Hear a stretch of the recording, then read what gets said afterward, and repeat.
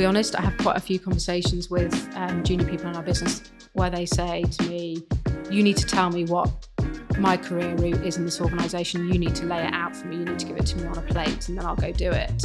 And actually in organisations, it is a real challenge to do that, especially when the business is constantly having to evolve itself. You know, in the industry that we work, everything's always changing.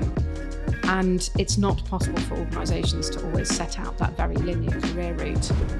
I've tried to be like an amorphous blob that sort of moves around and follows gaps and opportunities. So I'd encourage people, if they're not quite sure where they want to go or how to take things forward, just to try and stay as general as possible and get generalist skills and experience that can be applied.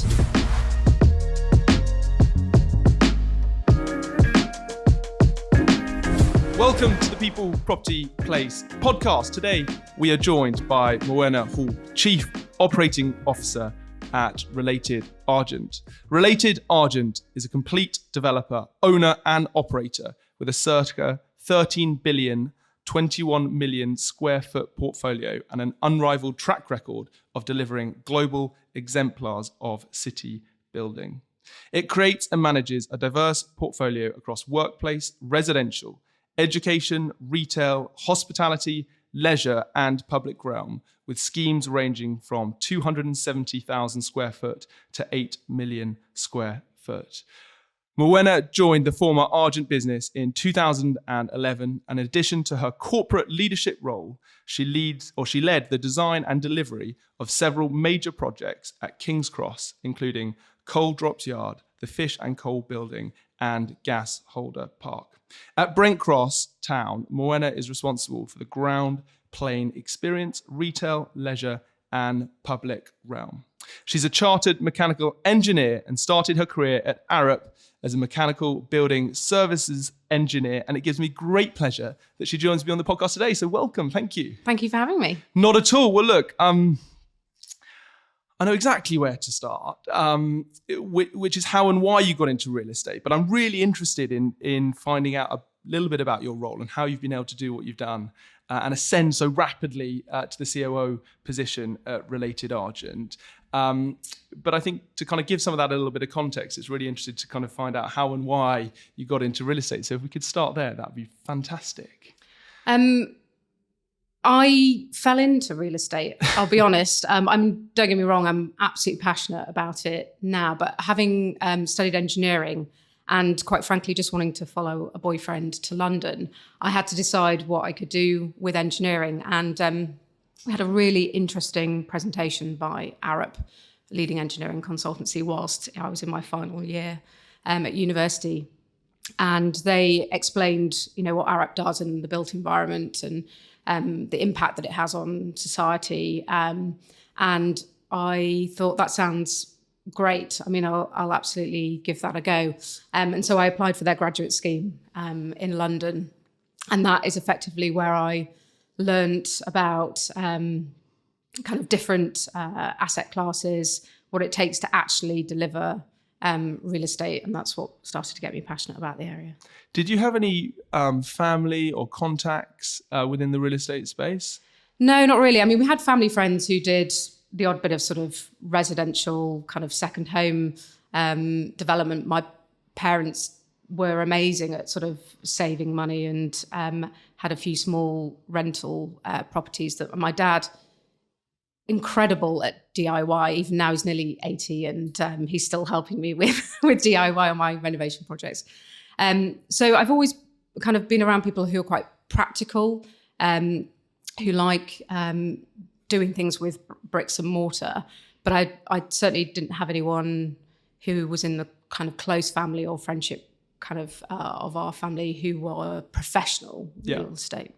How and why did you choose mechanical engineering? Because you did that at Bristol Uni, right? Yeah.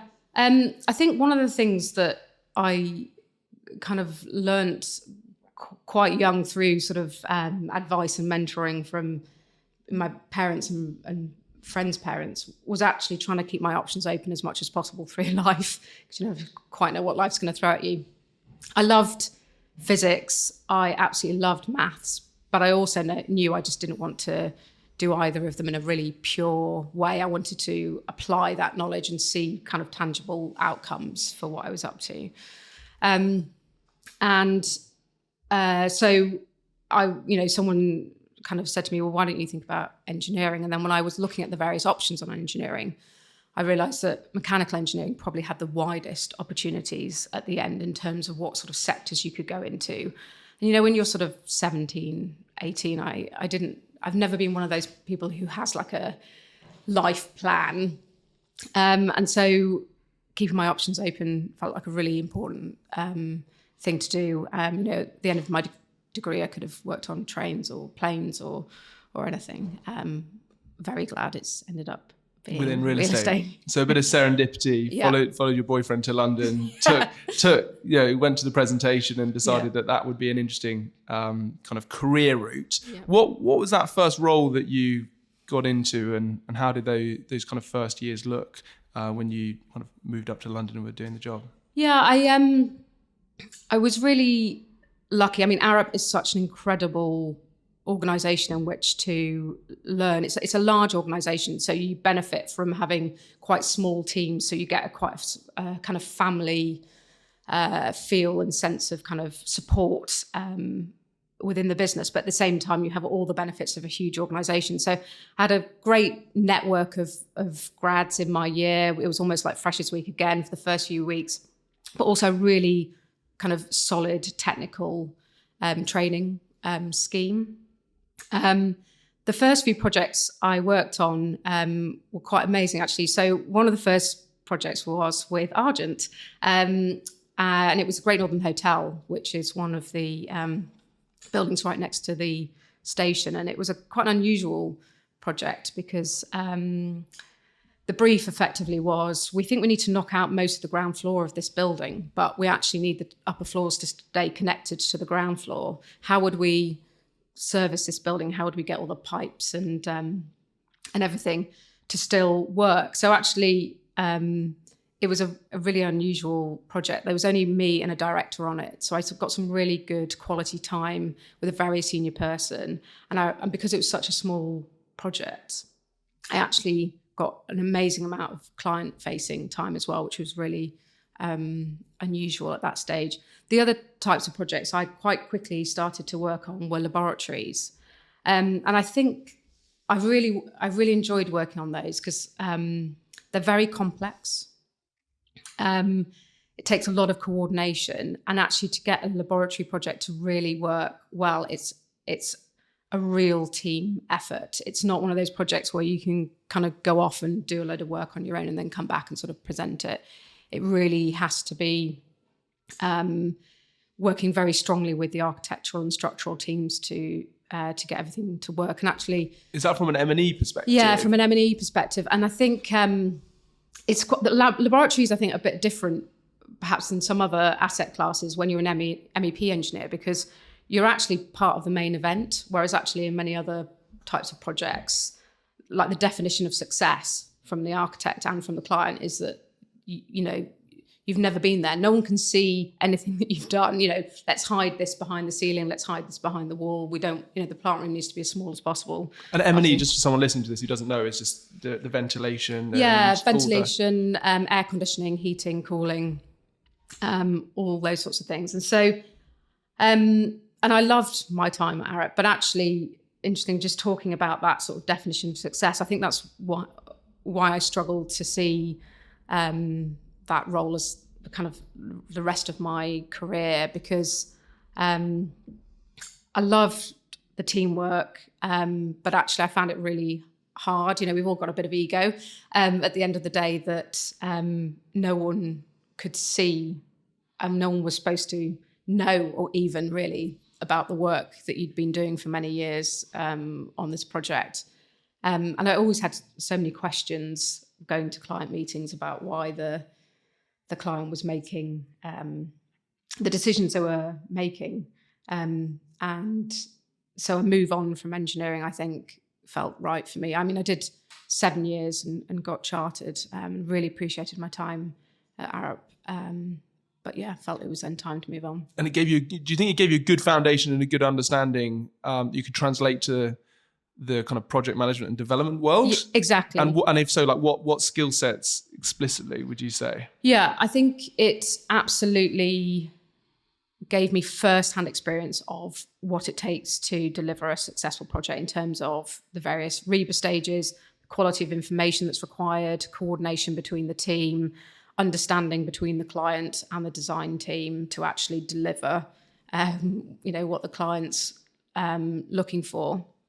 And, on the softer side, a lot about teamwork and what it takes to create a kind of shared sense of like vision and momentum in the team, which is hugely important when you're a development manager or project manager, because that is effectively, your role, which is the first type of role that I took on when I went to Argent. So how did that move come about, that move to Argent from Arup? So the move came about interestingly, because of that first project I'd worked on, the Great Northern Hotel, Richard Meyer, who'd worked on it, was a client. And as I said, I was very lucky. I got quite a bit of client-facing time.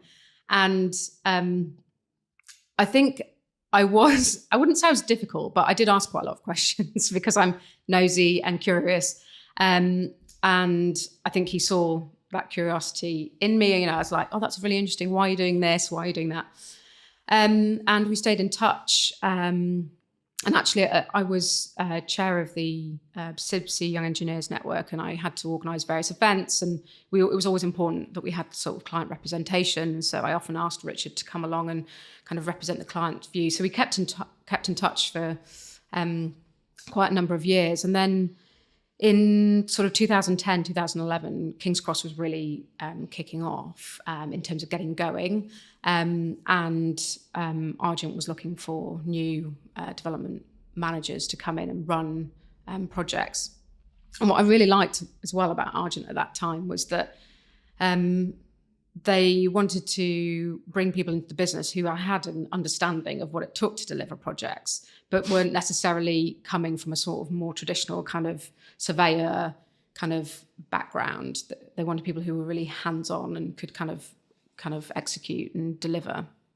And so I joined the organisation, and there were all sorts of other types of people, lots of architects, lots of engineers, even someone who studied psychology. And, we all had our own skills that we were bringing, but oh my gosh, we were all on massive learning curves as well. And so what was the first project or specific kind of mandate or instruction you were given when you first joined the business? My first project was Caravan, which I think is now a very well-loved almost institution at King's Cross. So Caravan is a restaurant. It was our first restaurant that we opened at King's Cross. And the reason the business needed someone to kind of put time and love and energy into Caravan was because actually the team behind Caravan, for them, this was going to be their second restaurant ever. So if you imagine for them, that's a huge step. They're basically doubling their business. They're brilliant, absolutely brilliant at running restaurants, as we all know, and coffee roastery business, but they're not real estate professionals. And part of the deal with Caravan was that the business was providing a level of capital contribution to help set it up. And so actually we wanted to make sure that money was really invested well in the fit out and delivery. So my role was to project manage the fit out of the Caravan restaurant, sort of on their behalf, but with some of our capital, to make it a success. And I loved sitting alongside those guys, understanding their vision, their aesthetic, what they wanted to achieve, and then kind of making it happen for them. But also, sat down having conversations about, okay, when did the staff need to be employed, and what's the training rota going to look like, and when do we need to do the soft launch, and all these things. So for me, it wasn't just a sort of hard real estate kind of exercise. For me, I actually felt emotionally responsible for helping open and have a successful operation of a restaurant, our first restaurant. So there's alignment there in terms of developer, operator, and place, and trying to make it as a biggest success as possible. What you touched on kind of it was a really big learning curve. What was the biggest learning curve for you in terms of that transition? I think one that a lot of people don't understand or sort of underplay is actually the move from being a consultant to being the client. So as a consultant, I think you obviously do the best job you can, but at the end of the day, you provide a recommendation and it's up to the client whether they take it in that form or not. As the developer, as the client, like at the end of the day, you are responsible and that is your decision.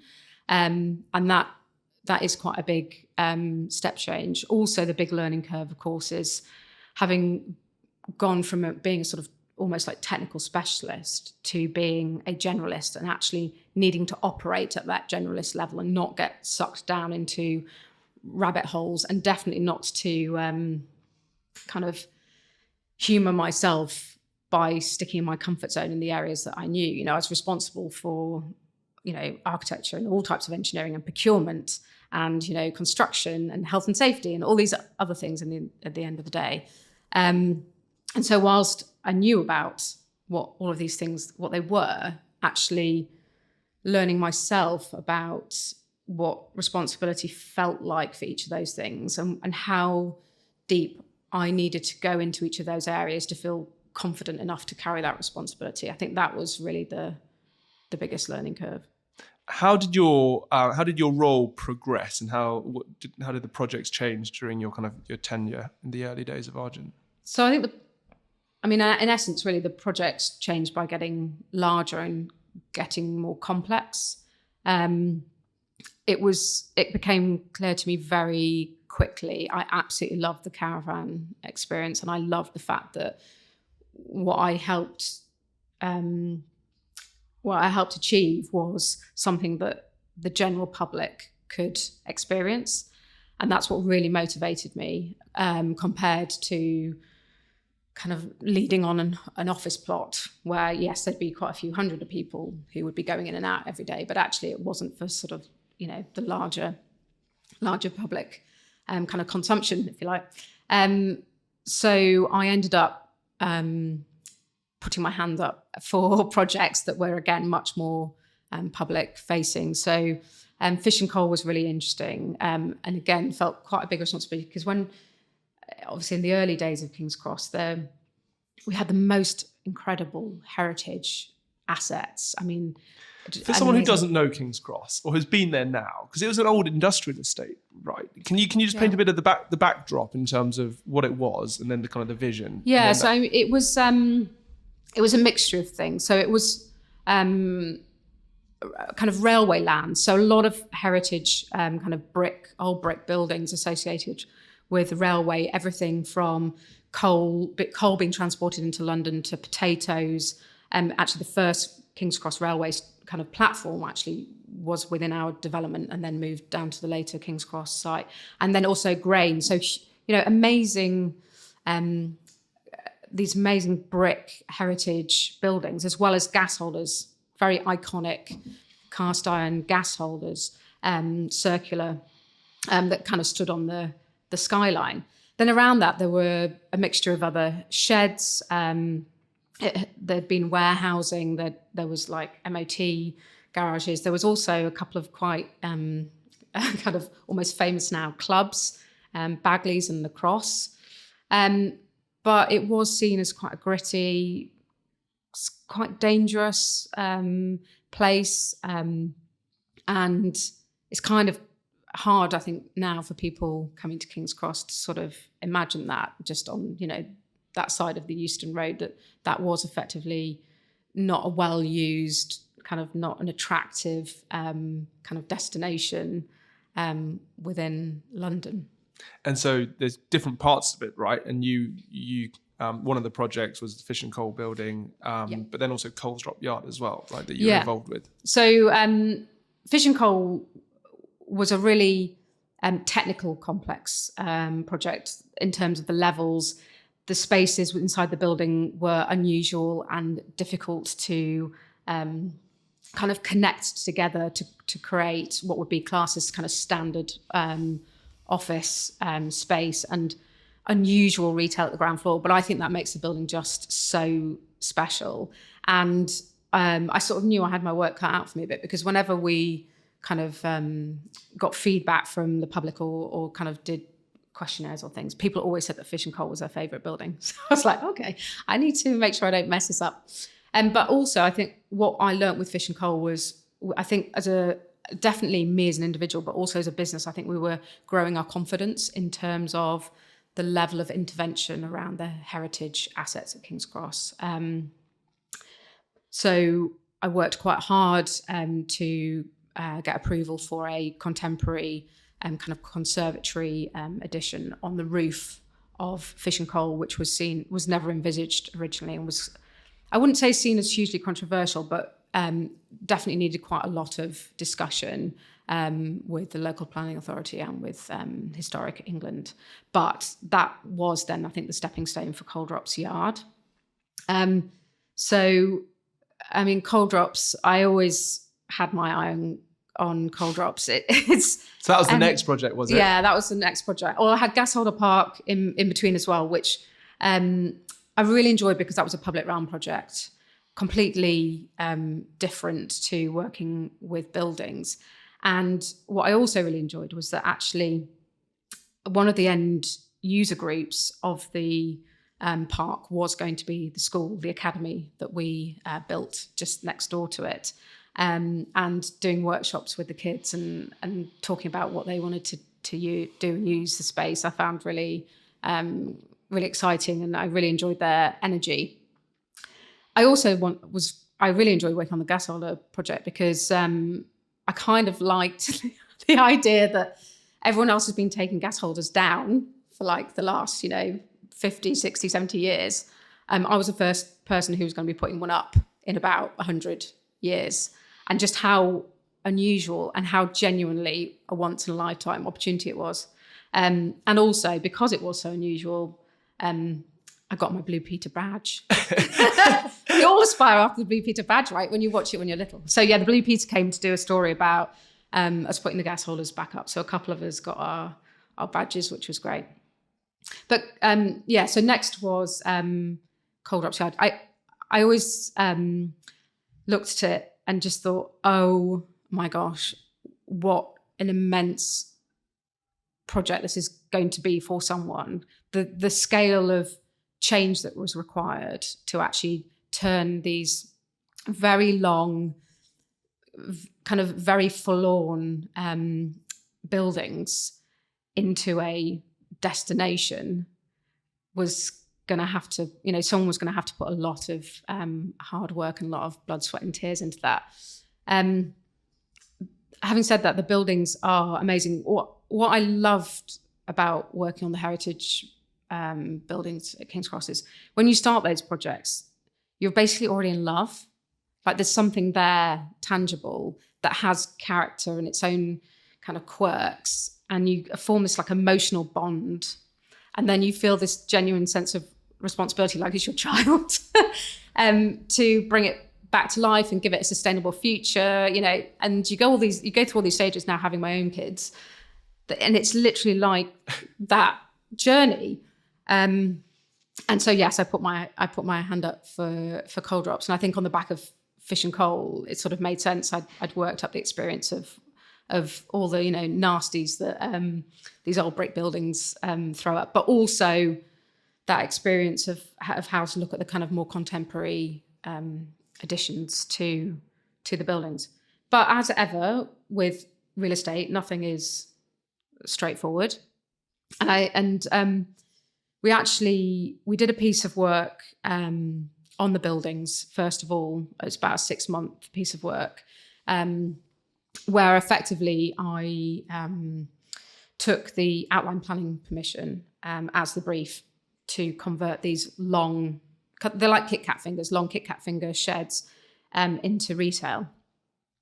And as we kind of got halfway through the process, and then as we were going through kind of the rebus sort of 0-1 stage, I think something didn't feel right for me.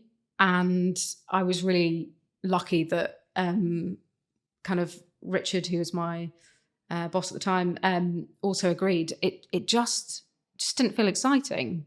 And so we had a conversation with the wider leadership team, and we agreed that actually we were going to have to move away from the outline planning permission. It had been written many years ago, and at that point in time, there just hadn't been enough time to put the work in to actually understand, the implications and the scale of the change.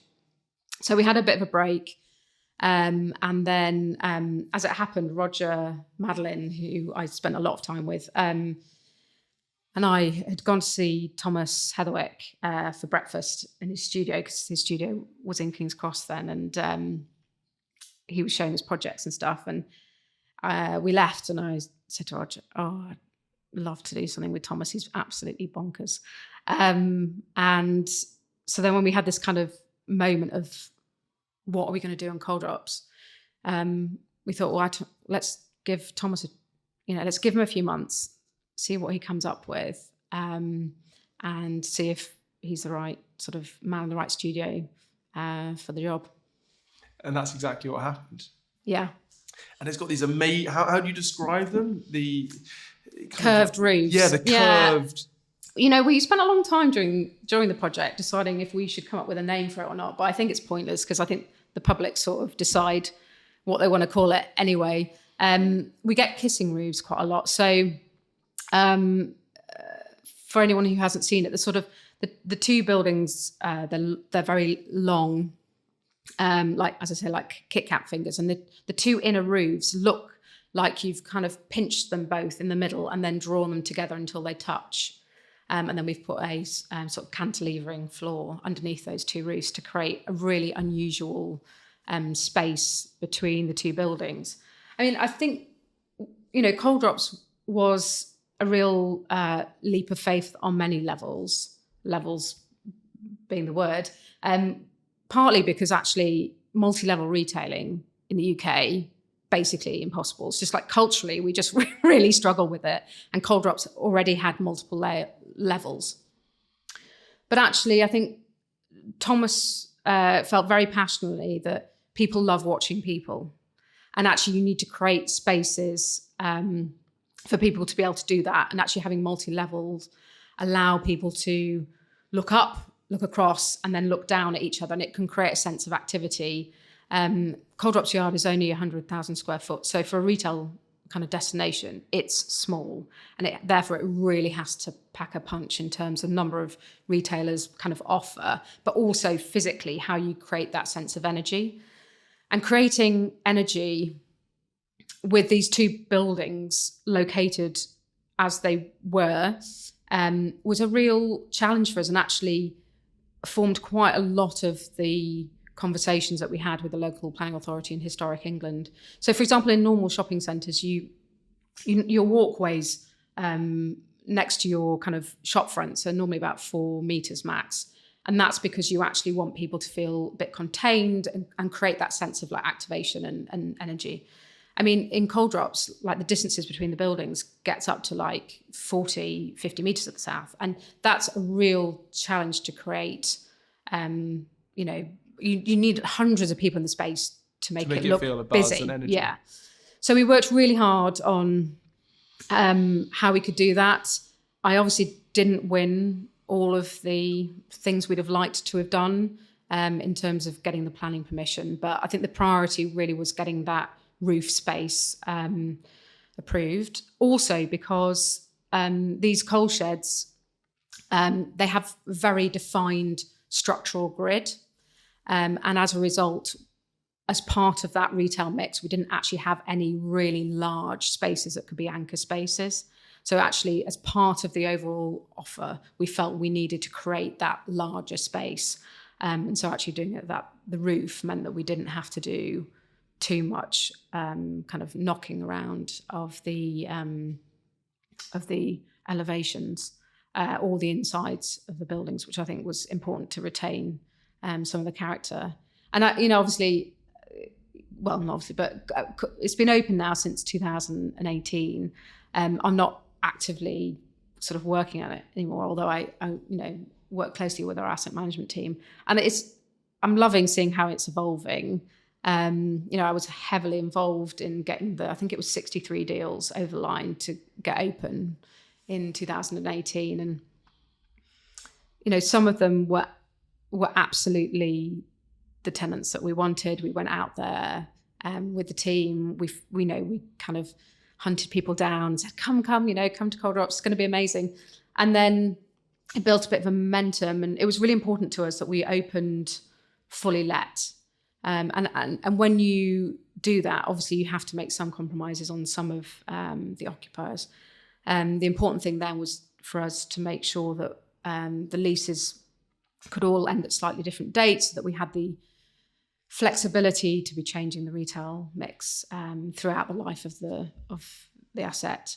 And I've just loved seeing how it's evolved. The team are doing a great job in kind of refining it over time, responding to feedback. And we've just announced that Uniqlo are coming and are taking one of the anchor units at the south end of the Coldrops, just on the edge of Granary Square. So it's really great to see it's progressing. Number of schemes that kind of kept you at Argent and kept you on the projects, and then professionally in terms of skill set wise, how did your role become more senior, and how did you gain additional skills kind of leading up to that partner COO type level? Because obviously the projects differed, obviously with their different challenges, and there were skills that you could apply to each new project. But how did you skill stack and progress as well?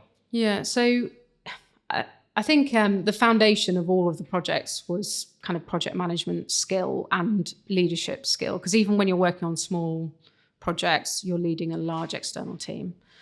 I think what developed over the projects was a broadening of my knowledge. So, around, Fish and Coals, around kind of, leasing, and then Coldrops obviously took leasing to a whole new level. Instead of being one deal, it was 63 deals. And then you're adding in asset management and, waste strategy and delivery strategies and all these other things. So it's basically just adding more and more knowledge until the point at which actually you get to a point where you are quite a rounded developer and asset manager. I think also that sort of leadership skills, and then as the projects get bigger, I guess showcasing those leadership skills, not only by leading the external team, which actually lots of people don't see because they're all busy doing their own kind of thing, but then actually leading teams internally and actually being very visible, and understanding that in itself is a skill set. Quick one from me. If you haven't already subscribed or followed this show on the podcast or app where you listen or watch, please do. It takes 10 seconds and helps tremendously. I've got really big plans for the People, Property, Place podcast, and that one small action really, really helps grow the show and the presence and enables us to keep doing what we're doing. So if you haven't already, please follow or like on the platform you watch or listen to. Thanks so much. And so where did that kind of shift from wanting to lead internal teams and drive the business, where did that kind of tip in favor of doing that rather than being more externally focused and project driven? Or has it not completely tipped? No. You've still kind of retained some, because you have, right? Yeah, in terms of Brent Cross, the kind of not the ground floor, but the first 6 floors, right? You're still responsible for that, but 6 meters. I'd love it to be the 6 floors. We'll come back to that. So when I went off on my first maternity leave, which was during the construction of Coldrops Yard, when I came back, the business was at a really interesting point. So we had effectively up until that point been all about King's Cross. And just before I left for my maternity leave, we were successful in kind of getting Tottenham Hale and also Brent Cross Town going. So when I got back from maternity leave, I had the benefit, I guess, of coming back into the organisation with slightly fresh eyes, and everyone was doing an amazing job. But what was also clear was that we weren't really set up to be working across multiple projects. And you're just back from maternity leave. Yeah. No live projects right now. Well, actually, I was still very much on cold drops. Okay, fine. But because I'd been on maternity leave, the benefit, which I always think is great, is that the team around me had all basically filled like most of the gap from me being away. So when I did come back from maternity leave, whilst I was still on cold drops, I was not having to kind of be as in the detail as I had been before. So actually it was an opportunity, and you're right, I did have some capacity. So I got stuck into some of that work, and then we agreed that actually instead of just being a one-off project, there were work streams and things that would need to be ongoing, and it effectively became the COO role. And I did that role alongside Cold Drops until Cold Drops opened. Obviously, because I'm an exceptional project manager, Cold Drops opened, I think it was on the 18th of October. And then a few weeks later, I had my daughter, so my second child. And then when I came back after that maternity leave, I just focused on the COO role for a sort of 12 to 18 months. I really enjoyed that time. There was quite a lot of kind of work within the business to do. But I did actually feel like I was becoming less connected and almost less relevant. Because you're so internally focused, like process systems, like just driving efficiencies, connecting. Yeah, exactly. And whilst I've probably never felt as connected to my internal colleagues, I felt hugely disconnected from the wider industry and actually from our projects as well. And I was actually getting to the point where I was getting worried that I would be a less good COO because of it. And also on a very personal level, I feel it's important that I am seen as relevant by my colleagues in the business, and that my kind of understanding of what's going on in the projects gives me a level of kind of gravitas with them. And I just felt that was waning. And I missed working on really tangible things, physical things. Is that because, even from an engineering background, even when you first said you were working at Arup and you were kind of hiding the M&E, you almost got a sense of disappointment that you could come in this amazing new building, but actually no one could see what you had actually done. Yeah. And so was it kind of almost going back to that point where you could do some amazing work internally, and yes, the business could be flying, but actually that sense of walking around and going, I did that, or we did that together, or kind of being able to badge your name against something diminished a little bit? Yeah. I think what I have realised is, I think a little bit of it's ego, but I think it's also like I need to feel like I need to justify my existence a bit, and actually having those physical things at the end of the day and say, yes, it was worth me being here and putting this contribution in, and having that kind of physical thing is important to me. I'm glad I've kind of learned that now. Yeah. And so because you then do two jobs, right? Doing project level work, but also COO and kind of running the business from that perspective.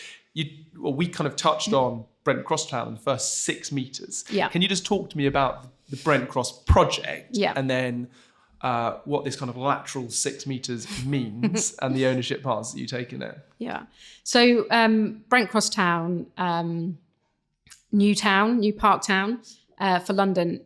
So it's located in Barnet, which is very confusing because it's got Brent in the title. But and it is, to locate it, it's next to the North Circular, just south of the Brent Cross shopping centre. It's an amazing regeneration project. It's going to be about 8 billion GDV, 6,700 homes, over 3 million square foot of office, re-provision of 3 schools. We've got healthcare to provide, new parks and squares, which obviously we love doing as a business, as well as leisure, retail, and all sorts of other things. So we've been working on the project now for about 7 or 8 years. We've got quite a few plots coming out the ground now. Really important to us, though, is that we deliver as much infrastructure and public realm as early as we can. So we've already delivered 2 public parks. The first one's called the Exploratory, which is more of a meanwhile park, but it's got a wide variety of kind of traditional play and basketball and table tennis, and we also have things like a pump track in the summer and stuff like that. It's extremely well used. And then we also have Claremont Park, which is a bit more of a linear park. It's got a really beautiful kind of quite large pond, lots of biodiversity, and lots more kind of natural play, but also quite challenging play. So we've really pushed ourselves. We really think it's important that kids are encouraged to push their own boundaries. So it's not sort of easy, traditional primary coloured play equipment. It's very tactile and lots of climbing and moving. And then we've got a lovely little ice cream parlour run by a guy called Gussie. Gussie's lived 2 streets away from the park for basically his whole life. He's had an ice cream van for quite a few decades and has always had this dream to have his own ice cream parlour. And we've made that happen, which is great, yeah. So we've got quite a few residential buildings coming out the ground. Our first one is affordable housing that opens in a few months with the first residents moving in, followed by for sale and build to rent. And we've also got our first office building just started on site as well. We've got Sheffield Hallam University coming, so their first kind of university building outside Sheffield. Amazing, because these are massive regeneration projects. In terms of kind of the time frame, how, is it like a 20-year time frame that you look through the lens of? And in terms of, I know you're not necessarily on the capital side in terms of capital raising as well, is it a single capital partner like a sovereign wealth or a pension fund that would take a slice of that, or is it multiple ones? So in terms of time frame, yes, long term. So King's Cross, for example, has been 25 years nearly. Brent Cross we've already been working on it for 8 years. I think another 15 to 20 probably to build it all out. And so when it comes to thinking about kind of partners, that long-term view is hugely important to us. Obviously, we firmly believe in that kind of long-term investment and growth and creating that regeneration uplift. And it's difficult for us to deliver that long-term vision if we have kind of funders coming in who kind of want to move quickly or flip things. So yeah, we look very much for long-term partners. King's Cross was very much bringing in the one kind of big investor through our super, but at Brent Cross Town we've started slightly differently. So we have got quite a few investors coming on parcels of plots. We are continuing to look for investment partners though, but the important things for us are around values, around that long-term growth, belief in investment in things like the ground floor, and the value that creates in the upper floors, and also working alongside us in challenging times. On these projects where you're on them 10, 20 years, you are going to hit at least one kind of down bit of the cycle. At least obviously, one, maybe multiple. Right? Exactly. I mean, you'd like to think now, having kind of getting through one, we might not have one for a while, but having partners as well who can ride that with you is really important, because we don't want to have to make short-term decisions as we go through the projects. You touched on there in terms of ground floor activation. I think that touches, you spoke about the public realm piece. Can you just talk about the kind of the lateral part in terms of how you kind of connect all those buildings as well? Yeah. We, as a business, and I'm 100% indoctrinated, truly believe that the ground floor experience is what drives so much of the value of a place, and therefore the assets in it. What we learned, I think, from King's Cross is that actually the ground floor of the buildings and the public realm have to work absolutely together. So a lot of other organisations sort of operate it where, there's an individual, a development manager or something, responsible for the building, and there's someone else responsible for the public realm, and they have 3 or 4 or, whatever, 20, 50 chats and coordinate. And, there we are. Actually, we've decided to think about it completely differently and actually think about, instead of thinking about the buildings vertically landing in the public realm, that actually we think horizontally, and that the public realm and the ground floor are effectively working together. They're trying to do the same job. And my responsibility is therefore to kind of set that overall vision. And we say up to the first 6 meters because from my perspective, how those first floors of the office or residential, whatever it is, how they are set out and how they interact with the ground floor actually then determines how successful the ground floor can be. For example, kind of a restaurant underneath a flat, you need to be very careful about how that's all laid out. So, for example, at Brent Cross Town, I have worked with a team. We have a strategy, a retail and kind of ground floor strategy, and effectively that becomes a brief for the plots. So we say to the plot, this is what you have to do at the ground floor to play your part in the town. You are part of a wider thing. You need to contribute, and this is your contribution, and this is what you need to do. It's a take it, it's not a leave it. This is what you're doing. I guess especially with the challenge of doing this development in stages, right? And at different parts coming out of the ground, and then also probably having to be flight of foot as well in terms of adjusting to what you set compared to actually the reality, and maybe things shifting as well. Yeah, I mean, I'm not a completely inflexible human being, but it is important that we have a vision and we're clear on it as well. I think it's important for investors coming in because we intend to make significant investment in that ground floor and in the retail to create the place, and depending on where the building's located and what its context is, we have a view on what those uses should be at that ground floor.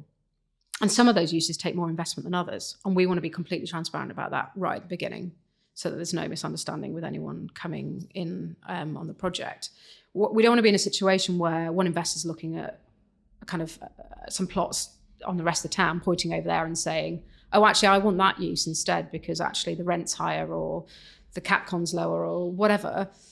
We say, well, actually, because this plot is located where it is and it's got the layout and the setup it's got, this is the use that we believe needs to go in this building to make this space or this town, this high street work. And we set that kind of strategy right at the beginning. So it's all part of an ecosystem. Yeah. And everyone plays their part in terms of, But driving. we believe that it's that ecosystem that actually creates the value. Across the whole space. Yeah. There's been some corporate changes at Argent recently. Can you just talk to me about Argent and then related Argent and what the two separate entities were, and then what related Argent is moving forward? So Argent's been around for quite a few decades, since the 80s, with the founding Freeman brothers. But even then, the Argent business went through many iterations, being listed, not being listed, etc. But its core values around place, doing things differently, still live long in the business. Related are a large developer and operator in the US. Their background actually a lot in affordable housing and rental. They have a huge rental portfolio and very, very large and experienced operational team. Related were keen to come into the UK market a number of years ago, and so we went into partnership with them. So the Related Argent business has actually been in operation for a good 7 or 8 years, working on Tottenham Hale and Brent Cross Town. So both of those projects have always been Related Argent projects. Our work on King's Cross and its associated projects have been carried on in the meantime by the Argent business. It was always the intention that we would then come together and be the Related Argent business, and that happened on the 1st of May. So the team are now Related Argent, and it is Related Argent that's obviously carrying on the work on Brent Cross and Tottenham Hale, but also providing the development management and asset management services on King's Cross. And you've also got St Pancras Hospital as well. And, yes. What, just in terms of that, in terms of moving forward, then what are the kind of the projects and the portfolio? I kind of gave a little bit of numbers and square footage at the start of this conversation, but are there any other projects that as a business you're kind of working on at the moment? So there are projects that we look at with and sort of on behalf of the King's Cross partnership. St Pancras Hospital is one of those, located next to the King's Cross development, again, a kind of mixed use, and that's about, for King's Cross, the partnership, that's about kind of diversifying the offer of workspace in particular, and different things that alongside the main King's Cross estate. And I think they're always, keen to look at opportunities in and around King's Cross. On the Related Argent side, obviously goes without saying, we've got a huge amount of work to do on Brent Cross, and we will have be going to another period of capital raising on that, and to get the next kind of phase of plots coming forward, which is really exciting. But also, we're always kind of looking at other projects. I think a lot of people think we're only interested in huge regeneration projects. That isn't the case. I think it's very important actually that we have some smaller projects that come forward too, not only to support things like our build to rent portfolio that we're growing, to help with our sort of, I guess, operational efficiencies of that operational team.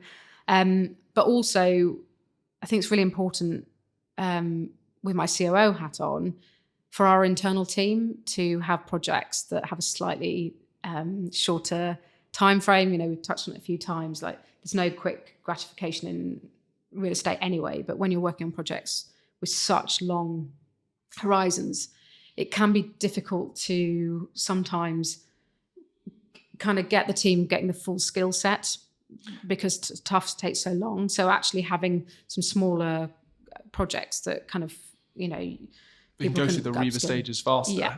And kind of, rather than just being on a stage for 3-4 years. Yeah. Or just give them a new challenge or engagement, or just kind of keep them fresh and sharp for the next thing. Yeah, and also all projects come with different challenges and different kind of things that you need to learn.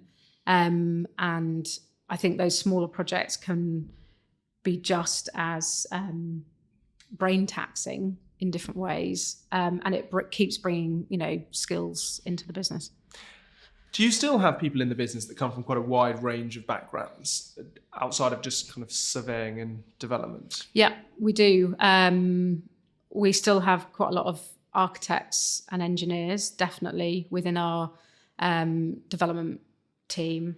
In our asset management team, I'd say perhaps quite a lot of those are more from a kind of surveying background. But I think what is common is not necessarily what training or qualifications people have got, but their kind of curiosity and kind of willing to try things a bit differently and do different things. I think the other thing is that we have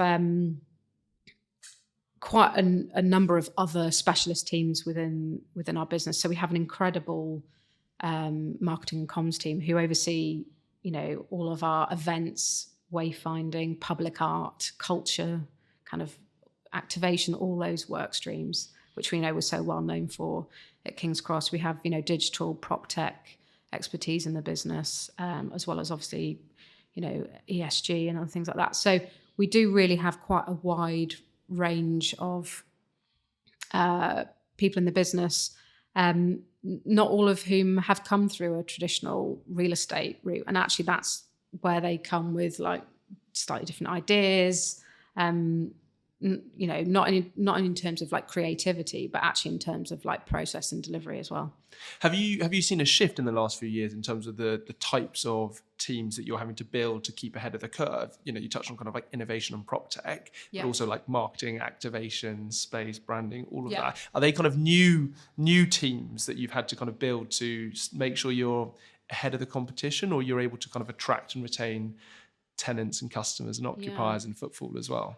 I think build, yes. I think what is interesting, it comes back to that mindset, is that I think a lot of, even when Argent was quite a small business, the individuals who were in it still were passionate and led on a lot of those things. It's just now those teams are bigger, and as a result of making them bigger, we're bringing in people who have their own genuine experience and expertise to come in and do them. I think what is interesting is that on projects of these scales, you're not just a developer or an owner-operator. A lot of what you do, rebuilding schools, providing healthcare, providing, infrastructure and all these other things, it kind of starts to stray into the realm of like civic kind of duties and civic infrastructure. And the expectation on us is so much larger than being a landlord. And I think that goes into skill set and approach as well. I joke a bit sometimes with the asset management team that, they're not just looking at like rent reviews or, upgrades to the assets. And, they're sometimes being asked to be like almost like dating sims, like matchmaking, where our occupiers are asking to be connected with other occupiers or with the schools or, other things. The requirement and expectation on our team is getting broader. And I think therefore that sort of flexible, open, curious mindset is really important. We don't have a transactional relationship with any of our partners or occupiers. It's paying it forward and taking a very long-term view in terms of curating the space and connectivity and making it a really special place to be. For someone who's listening to this, who's maybe earlier on in their career, who looks at how you've done what you've done, what advice would you give to someone who wants to kind of progress rapidly up the chain and kind of get to a senior leadership position, but isn't quite sure on how to do that right now? I'm quite a firm believer in trying to be a generalist. I think there's been many occasions where I encouraged, and even stronger than encouraged, to try and define who I am, what I do, and what I'm good at. And actually, I've really tried to avoid that. I've tried to be like an amorphous blob that sort of moves around and follows gaps and opportunities. So I'd encourage people, if they're not quite sure where they want to go or how to take things forward, just to try and stay as general as possible and get generalist skills and experience that can be applied, rather than heading down a hugely technical route. I think the other thing as well is I think it's really important to try and identify those gaps and opportunities yourself and try and vocalize them, try and explain what they are, and try and articulate how you can contribute. I'll be honest, I have quite a few conversations with junior people in our business where they say to me, you need to tell me what my career route is in this organisation. You need to lay it out for me. You need to give it to me on a plate, and then I'll go do it. And actually in organisations, it is a real challenge to do that, especially when the business is constantly having to evolve itself. In the industry that we work, everything's always changing. And it's not possible for organisations to always set out that very linear career route. I think the reason I've been able to get where I've got to is partly timing and circumstance, but it's also because I have found myself the route and found the gaps. I haven't waited for the organisation to tell me what the opportunity is, because if I'd have waited, I'd probably still be, project managing single plots, because I've made it happen. It's come to me with solutions, not just problems, and put a business case or a plan together into how you're going to fix something. Yeah, and volunteer and put your hand up for and stuff. And then go and execute and be bloody good at executing and making stuff happen. Yeah. And by doing that, you'll be able to touch on lots of different points and get a good picture of what you're good at, maybe what you're not so good at, and then kind of find a way and become, I guess, invaluable, right? Yeah. In terms of making your boss or your boss's boss look good. And so you're such a key resource for that business. They're going to keep you and keep throwing challenges, another opportunity for you to run at. I think the other thing as well, which I advocate a lot in our business, is about transparency of and self-awareness, because I think it's really important to constantly be giving people opportunities, but you need to know that they understand their limits and that they're willing to put up their hand and ask for help. Especially in, if you're giving people really meaningful responsibility on these projects where huge sums of money are involved. So I definitely know that the people that grow quickly in our organisations, the people that throw themselves into stuff, but at the same time are very quick to say, I need help here. And that is not a sign of weakness. For me, that is absolutely a sign of strength. And then we put that help in around them, and then they thrive. So people that try to do everything on their own and be able to say at the end of it, I did all that on my own, that for me, that is not, that's not success. So as we draw to an end of our conversation, a question that I ask everyone who comes on the podcast is, if I gave you £500 million worth of capital, who are the people, what property, and which place would you look to deploy that capital? I love this question. Well, on my projects, 500 mil's not enough, so I'd be going back and asking, got any more? It'd just be pursuit capital for you. Yes, and I think that, because of the genuine passion for mixed use, and the fact that, genuinely believe that can create, creating value as opposed to just buying an existing asset and trying to add value. I'd be looking to invest in, mixed use development, obviously.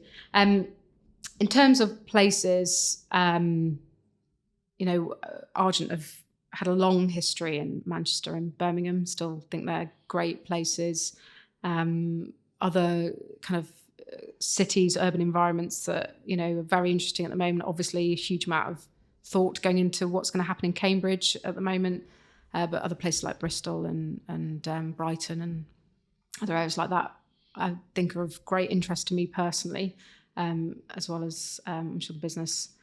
Well, I'm incredibly excited to see what you and the team at Related Argent do as you navigate this next period. And as you touched on, hopefully we're through or kind of getting through some of the challenges. And it's going to be a really exciting kind of period for you to unlock a number of these next projects within these absolutely mega regen schemes that you're working on. So thank you so much for joining me and being so generous with your time, thoughts and views. Thanks for having me. Thanks for listening to this week's episode of the People, Property, Place podcast. If you found it insightful, feel free to share it with a friend or colleague. Give us a rating, like or comment. It helps tremendously. It'd be great to hear from you on LinkedIn. I'm super open-minded to recommendations of guests that we should have on the show or areas of the market we should explore further. So do drop me a message. The People, Property, Place podcast is powered by rockbourne. The team recruit leadership and future leadership hires for real estate owners, funds, investors, and developers.